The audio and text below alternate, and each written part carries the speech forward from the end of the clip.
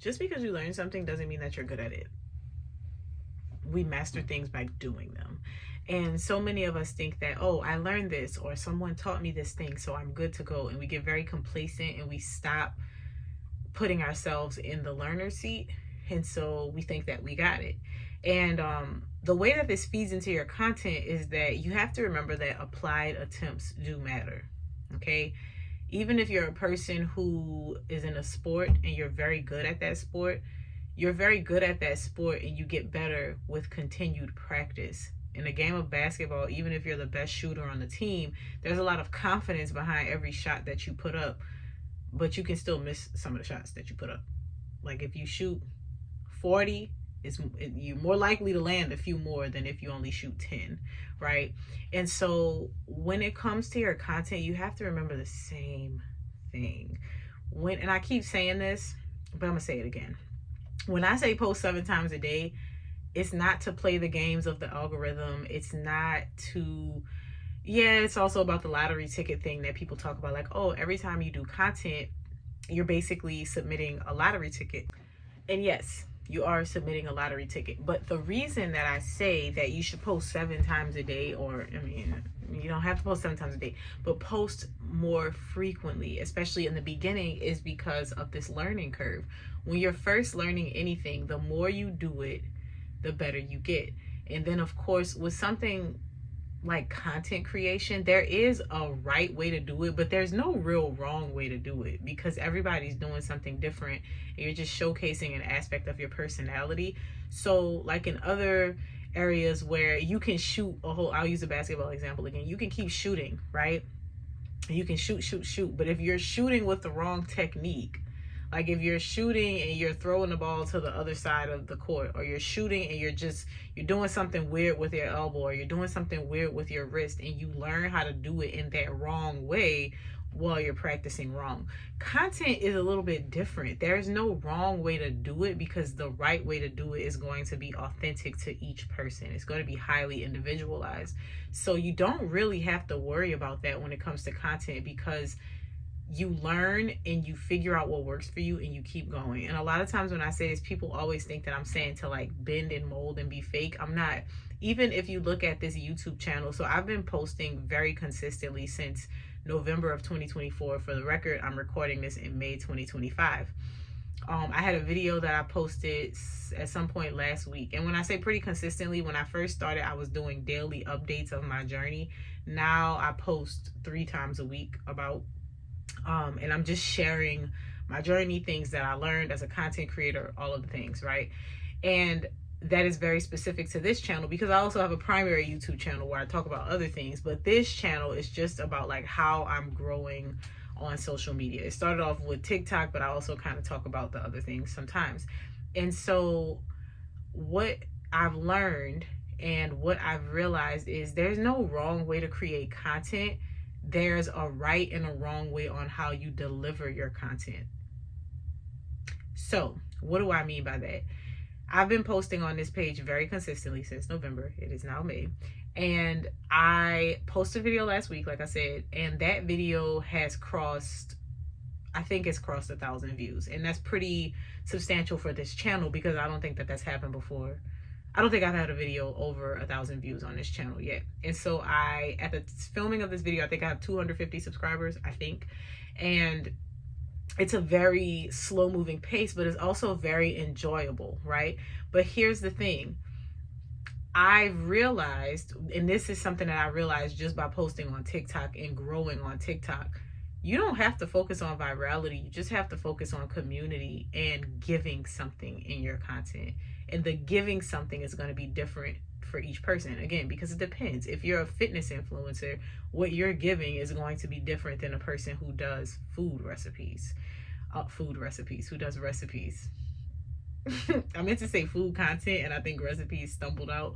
But anyway, it will be different. Your delivery will be different. If you're a therapist, your content is going to look different than a fashion influencer, right?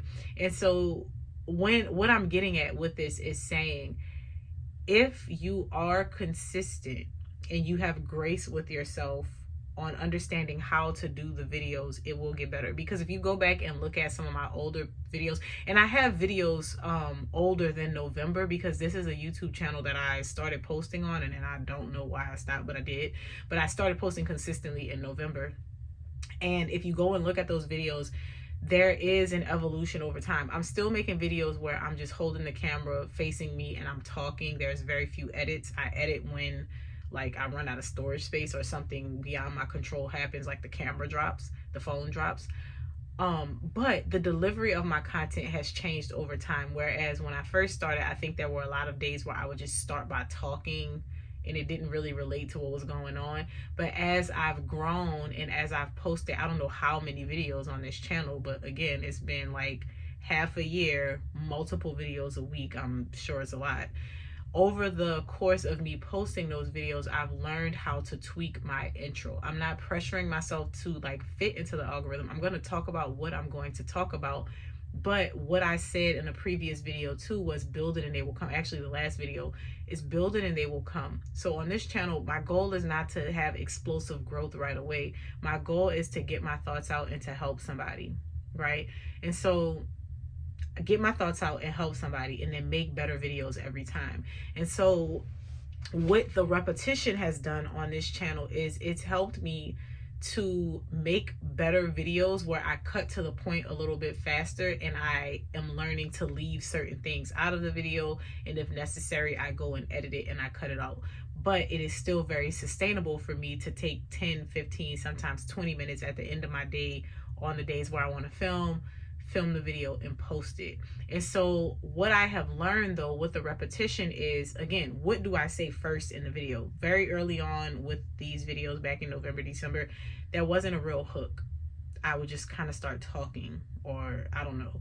But now, more recently, I will start the videos off like the video that's over 1,000 views. The first thing I said, I took Myron Golden's Make More Offers challenge, and here's what I learned.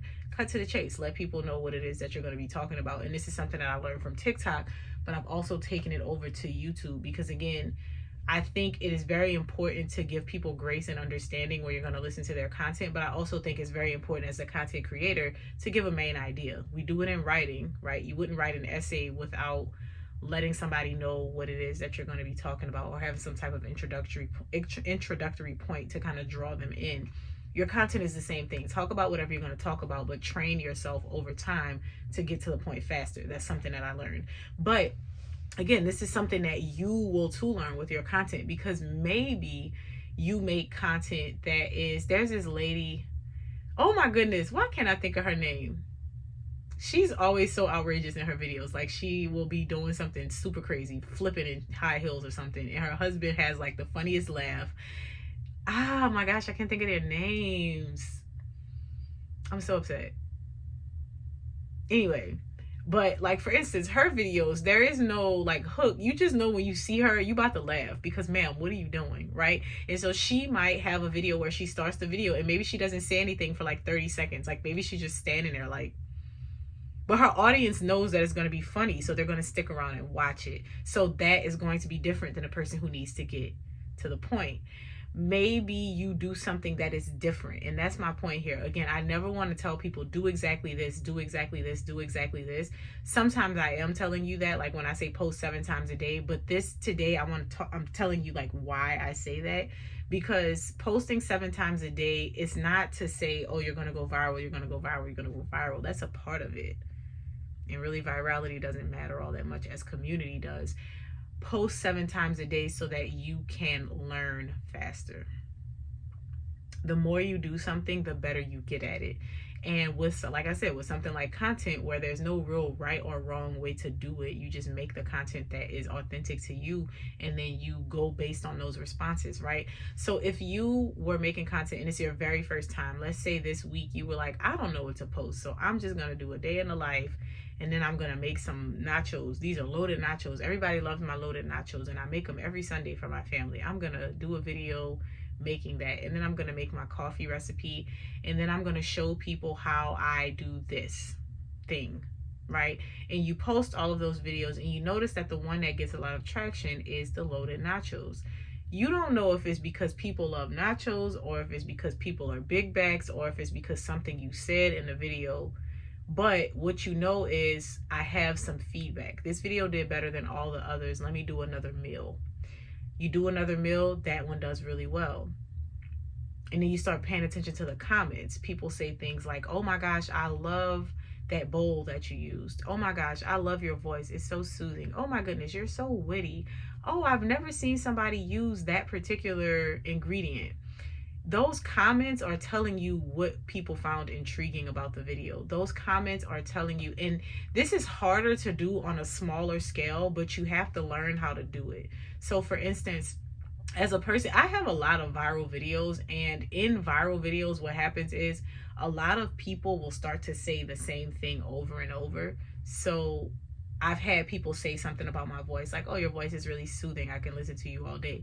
So that was something that's like, oh, I can make either voiceovers or I can just talk. People enjoy listening to me talk. So that's cool. I don't have to worry about talking faster. People like it. I've had food videos where people comment about the plate. So every time I make a food video, okay, I'm still going to make the food that I'm going to make. I'm not going to pressure myself. But what would be a smart thing to do? Put the plate in the video. People like the plate, right? If somebody comments about the spoon, use the spoon in the next video. And these are simple things that are not like rage baity or weird or making you feel uncomfortable. You just have to pay attention to those things and tweak it. And that is how practice makes perfect with content, where you start to pay attention to things. So if you make a video, and let's say you do a blowout video, like you blow out your hair and you do a silk press, and there's a lot of comments about, oh my gosh, how do you get your hair so straight like that, right? Maybe what you would do in another video is talk about that, right? Like, I did a blowout, or like, if you have ever done a blowout on your hair and it didn't stay straight, you need to watch this video, or something like that. And then you go into detail about that because you got a bunch of comments about that thing. If you are reading a book and somebody said, a bunch of people say, I've never thought about that concept. Let me give a specific example. I was reading the Old Money book on my other channel, and that video did really well. And the video did really well because it was one of those list videos, like, hey, these are 10 things that you should know about XYZ. Those types of videos just do really well. I did one the other day on TikTok where I said these are 6 things that you can do to romanticize your life without spending a dime.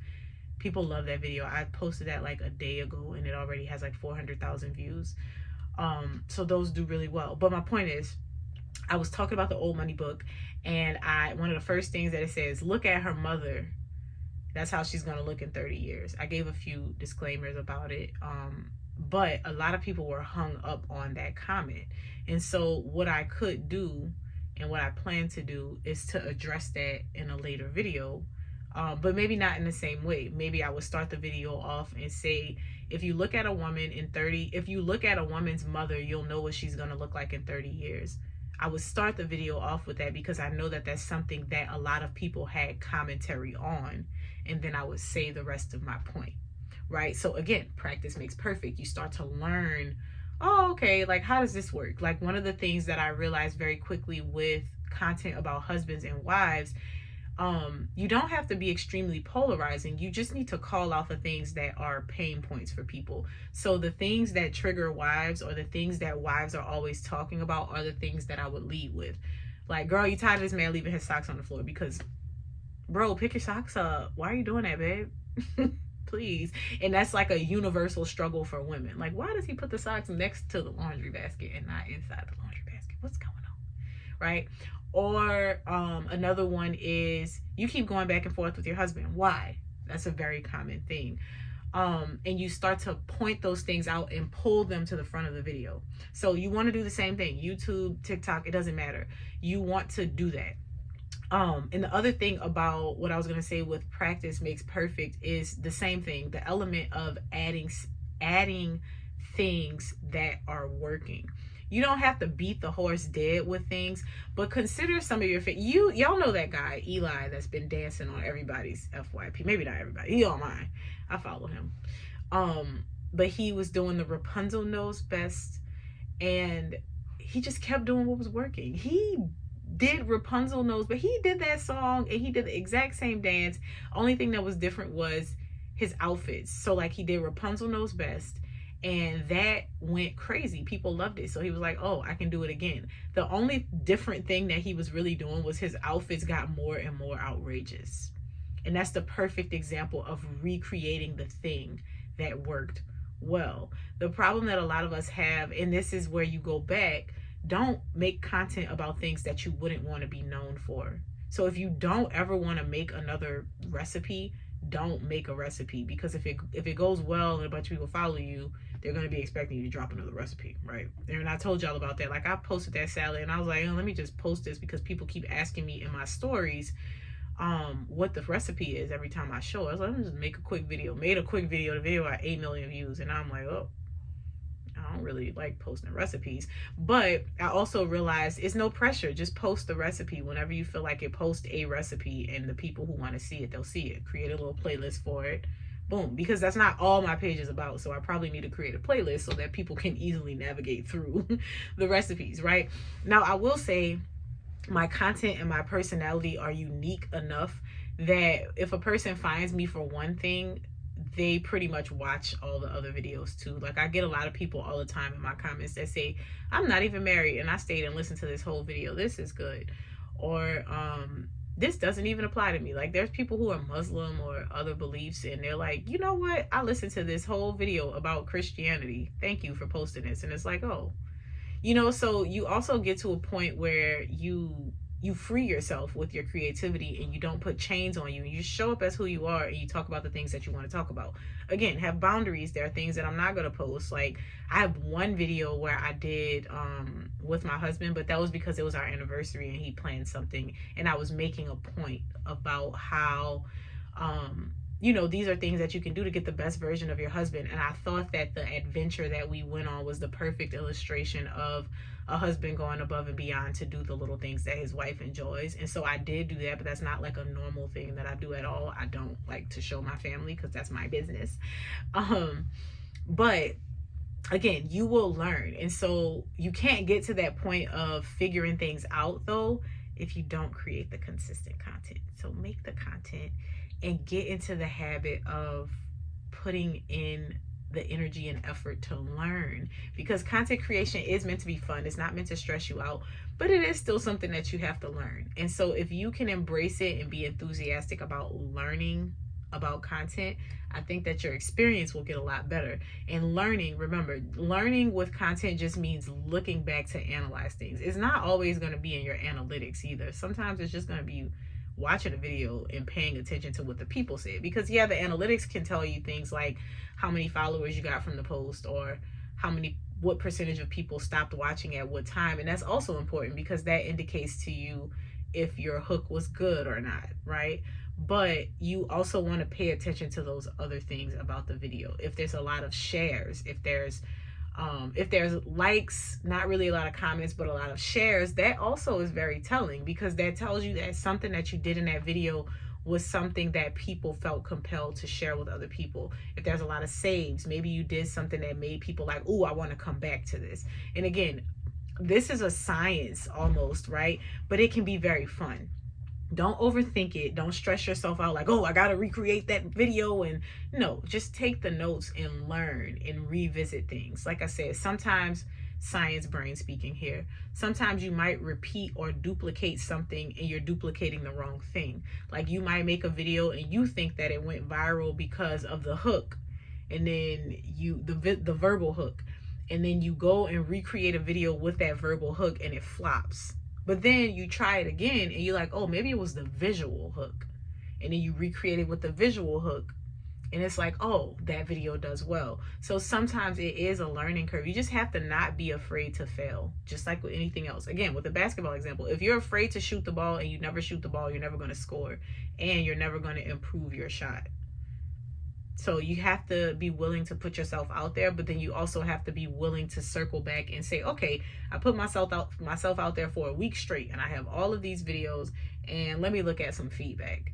And sometimes there is no feedback. Sometimes it's just, I don't know what I'm doing. And you just keep going. But you keep going until you get to a point where it's like, oh, that's interesting. That's different. This hasn't happened before.